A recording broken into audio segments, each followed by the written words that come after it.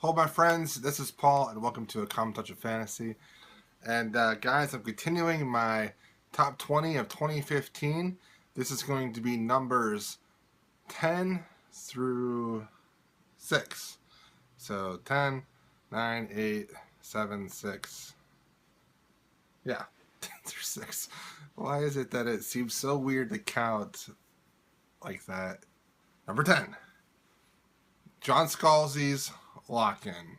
I listened to this on audiobook and I absolutely loved it. And I loved it because of the world building involved. No other science fiction book to that point really showed me a world that I could actually believe would come true. And with Lock In by John Scalzi, I believed it. I could actually see this actually happening in our life where a virus takes people out, that puts people into um, coma-like states, but they're able to transfer their consciousness to robots or transfer their consciousness to other people that carry those people around and allow the person that is transferred over to take control of their body. I could actually see this happening. I know that the science is way out there, but the world building in this book was just so well done that I definitely could see it being plausible. Uh, and I just really enjoyed it. I love murder mysteries, so this was right up my alley with the sci-fi twist. I really enjoyed it. A lot of people say that the murder mystery is a little bit cliched, but I actually thought it was good. I thought the idea of innocence that they were talking about in the book, are you innocent if you control somebody and that person does the crime? Who's actually at fault? Is it the person that said that they could be controlled, or is it the person that is controlling?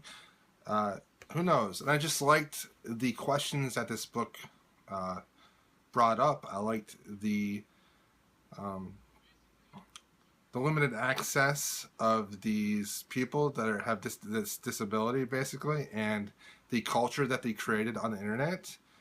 Uh, and I just thought it was a great book, and I really enjoyed it, and I gave it a 5 out of 5, and I thought it was one of the best books I've read all year, and the audiobook by Will Wheaton was fantastic. Number 9 is another John Scalzi book. This is The Human Division.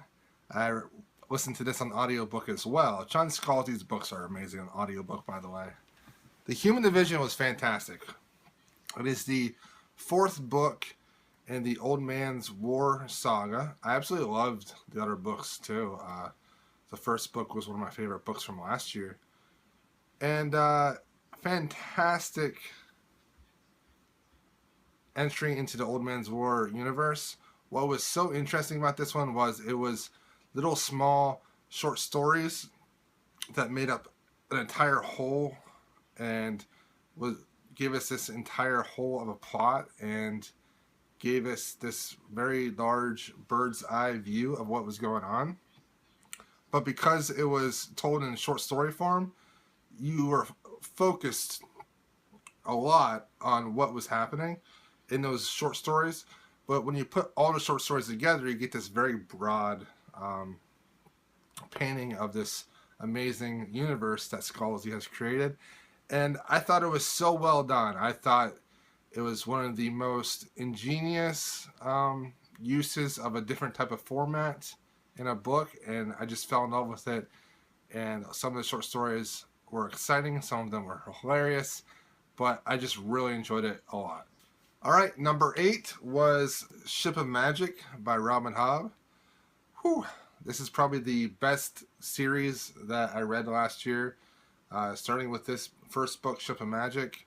This is the first book in the Live Ship Traders series by Robin Hobb. And wow, so good. The character depth in this book and in the other books, but I'm just going to try to focus on this book, was so deep. Like I got to know these characters so well. And Robin Hobb usually writes in first person, so a lot of her books are in first person, and even though in the Fitz books, I really connect to Fitz. I was so surprised at how well she wrote different point of views and how unique and how distinct each point of view was. What really impressed me were some of the point of views were written so well that you actually understood those characters on a deeper level. Even though they were doing dumb things or things that I would not agree with, I understood their rationale and their logic behind it because the characters are written so well and it was just so believable. I absolutely loved this book. Writing was fantastic. Some of the best writing in fantasy. Book number 7 was You're Never Weird on the Internet, Almost, by Felicia Day. This is Felicia Day's memoir, and this is my 7th favorite book of the year, and I just love this. It seems like everyone has read this now, and everyone has liked it.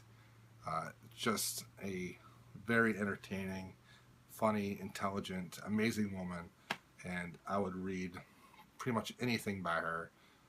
Just been a fan of hers for so long, and yeah, she's just amazing. So I don't really have to say much more about that.